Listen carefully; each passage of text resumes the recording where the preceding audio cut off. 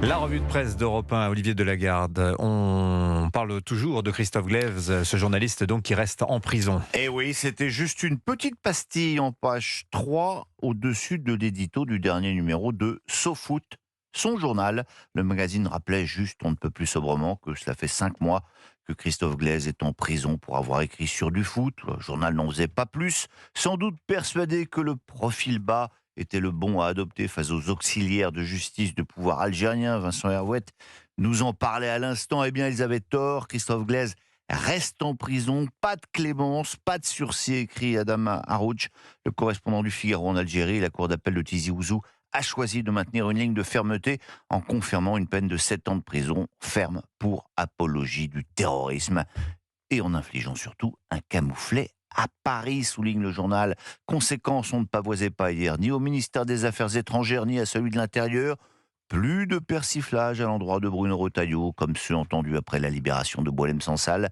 Pour Alger, ce verdict peut être lu comme une façon de rappeler que ces décisions sont prises indépendamment de toute pression extérieure. À Paris, il risque d'alimenter les interrogations sur l'efficacité du dialogue en cours et compromettre la visite du ministre de l'Intérieur, Laurent Nunez, prévue ce mois de décembre, justement. Permettez-moi de rajouter un élément qui est dans l'opinion ce matin. Une date à retenir, c'est que le 14 décembre, le mouvement pour l'autodétermination de la Kabylie doit annoncer l'indépendance de la Kabylie.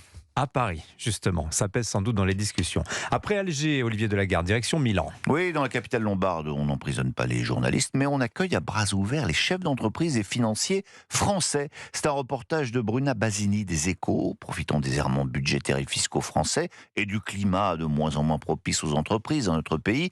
Milan s'affiche de plus en plus comme une nouvelle place forte de la finance. Elle est de plus en plus prisée par des banquiers d'affaires, des investisseurs français attirés par la fenêtre fiscale ouverte en 2017 par Matteo Renzi. À bas bruit, écrit le journal, un mouvement Choose Milano gagne en force, stimulé par la menace d'une taxe sur les milliardaires signée Zuckman ou d'une révision du pacte du travail sur les transmissions d'entreprises familiales. Mais loin d'être un exil motivé par la seule amertume fiscale, l'arrivée des financiers français est aussi stratégique, précisent les Échos, le pivot d'une élite qui voit dans la botte une terre de croissance et d'optimisation.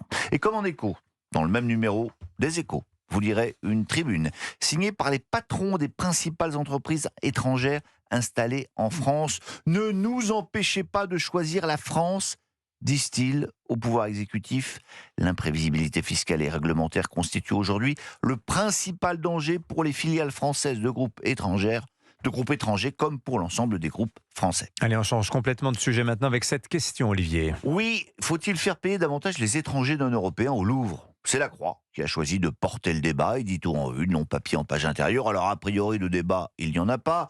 Les riches touristes américains ou chinois peuvent casquer, se dit-on, les faire payer pour la sécurité notamment. Attention, précise toutefois la Croix, toujours soucieux de son prochain dans le besoin. Il ne faudrait pas que le touriste modeste se voie privé de culture pour de basses raisons pécuniaires. Enfin, certains esprits chagrins s'interrogeront peut-être sur la nouvelle stratégie financière de notre pays qui consiste donc, pour régler ces problèmes, à faire payer les riches et les étrangers, comme quoi on n'est peut-être pas si loin des sujets précédents. Mais on va terminer en vitesse par une angoisse des temps présents. Je suis sûr que ça vous parle, Dimitri.